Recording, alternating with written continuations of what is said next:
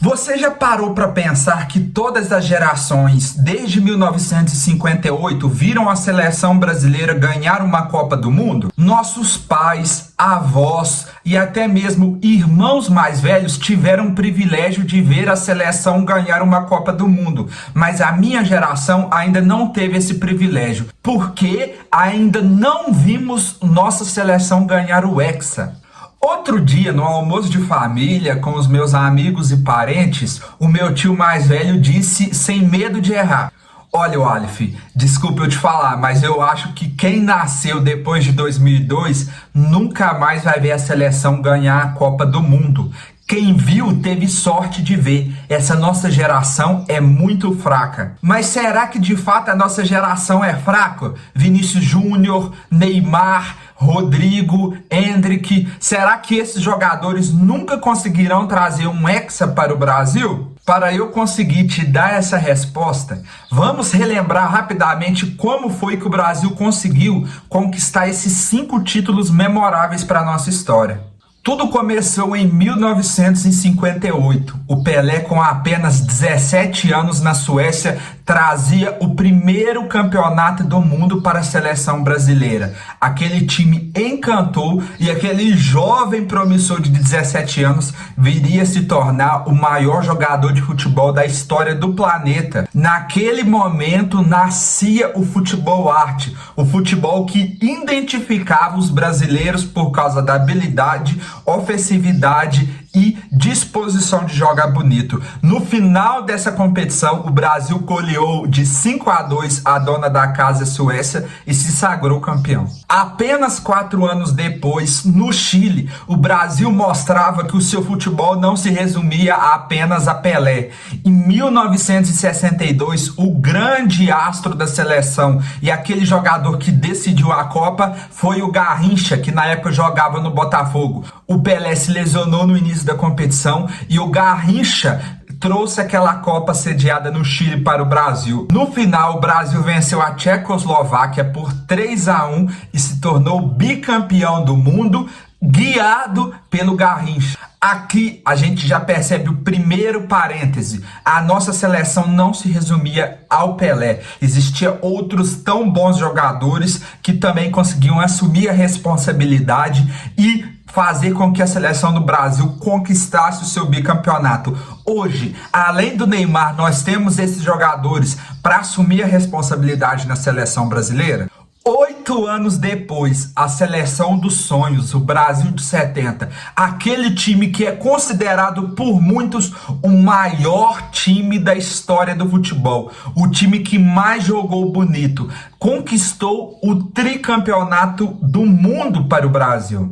Aquela seleção não faltavam craques. Nós tínhamos Pelé, Tostão, Jairzinho, Carlos Alberto e de fato naquela Copa do Mundo nós fomos implacáveis. Nós não demos chances aos nossos adversários. Foi a época em que a seleção brasileira mais agradou ao mundo no seu estilo de futebol. E vencemos a final contra a grande Itália por 4-1 num show de Carlos Alberto, Tostão, Jairzinho, Rivelino. O time do Brasil era de fato encantador. E aquele legado que começou em 58 do futebol arte, do futebol bonito, se concretizava em 1970 e dali de diante a nossa nação nunca mais poderia ser reconhecida como o país do futebol, o país que joga bonito. Após 24 anos de seca, tendo uma grande decepção na seleção de 82, o Brasil voltou a conquistar o título do mundo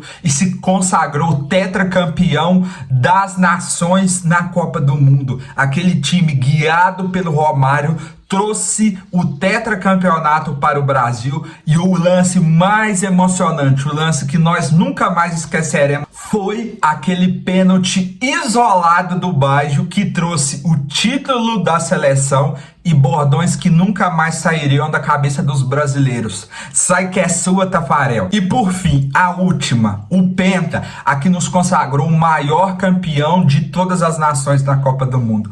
O Penta de 2002, uma seleção com vários craques. Ronaldo, Ronaldinho, Cafu, Rivaldo. Era uma seleção de botar medo. E vencendo a Alemanha na final, nos trouxe o último título que nos consagrou o maior campeão do mundo. Mas depois disso, cara, foi só tristeza. Em 2006, a nossa seleção galáctica com Ronaldinho, Kaká, Ronaldo, Adriano, acabou perdendo para a França apenas nas quartas de final. Aquela seleção não conquistou um título, segundo aos que dizem, por apenas preguiça e falta de comprometimento daqueles jogadores que já estavam de barriga cheia. Em 2010, tomamos a virada para a Holanda. Começávamos vencendo aquele jogo das quartas de final, mas tomamos a virada da Holanda com o erro do Felipe Melo e acabamos eliminados da Copa de 2010 na África.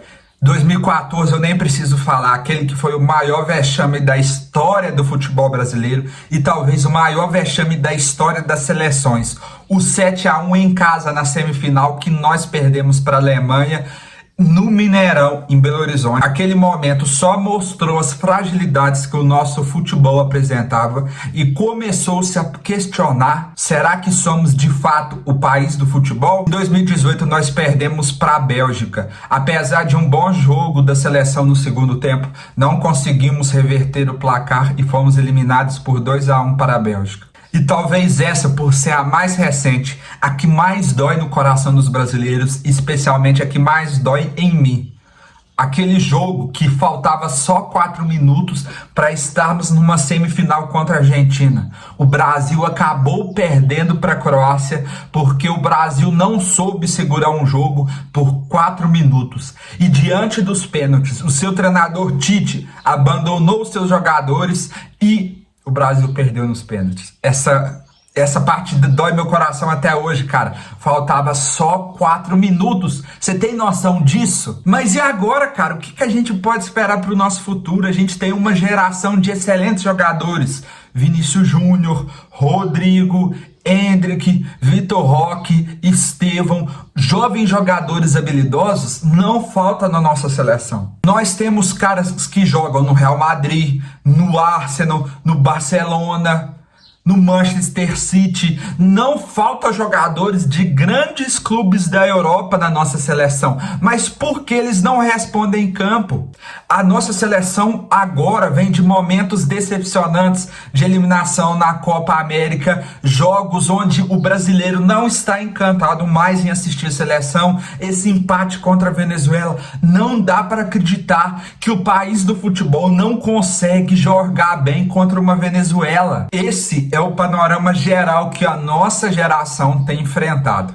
No entanto, quando que essa maldição vai terminar para nós? Eu não vejo a hora de poder comemorar o Hexa da seleção brasileira. Mas segundo meu tio, eu nunca mais vou ver isso. Mas eu tenho fé e esperança que isso vai acontecer. E você, qual é a sua opinião? Eu tenho 23 anos e apesar de 2002 já era nascido, eu tinha apenas 1 ano. Então eu não me lembro da seleção. Todas as lembranças que eu tenho são decepcionantes, frustrantes e me geram dor, como essa última que eu falei, de faltar apenas 4 minutos. Você já teve lembranças boas da seleção e você acha que o Brasil vai conseguir conquistar o Hexa? Diga aqui nos comentários embaixo do vídeo. E se você ainda não é inscrito no meu canal, se inscreva no meu canal, porque aqui nós temos vídeos de futebol todos os dias. E se você gostou desse vídeo, te trouxe bons sentimentos ou falta de esperança, curta aqui também, tá certo? Tamo junto e até o próximo vídeo.